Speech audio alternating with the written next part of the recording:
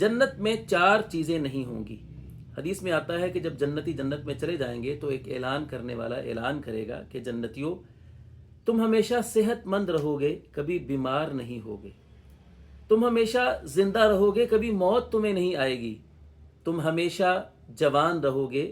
کبھی بوڑھے نہیں ہوگے، اور تم ہمیشہ نعمتوں کے اندر رہو گے، کبھی تنگ دستی اور محتاجی تمہیں نہیں دیکھنا پڑے گی۔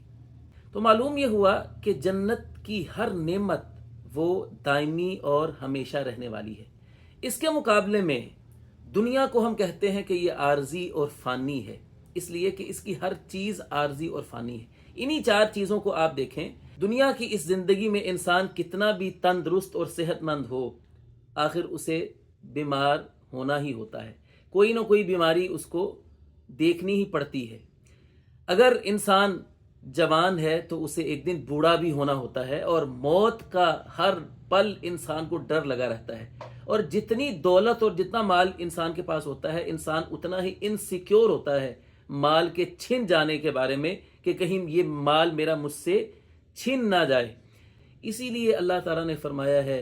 وَالْآخِرَةُ خَيْرٌ وَأَبْقَى، آخرت کی جو زندگی ہے وہ بہتر بھی ہے دنیا کی زندگی کے مقابلے میں، اور باقی رہنے والی بھی ہے۔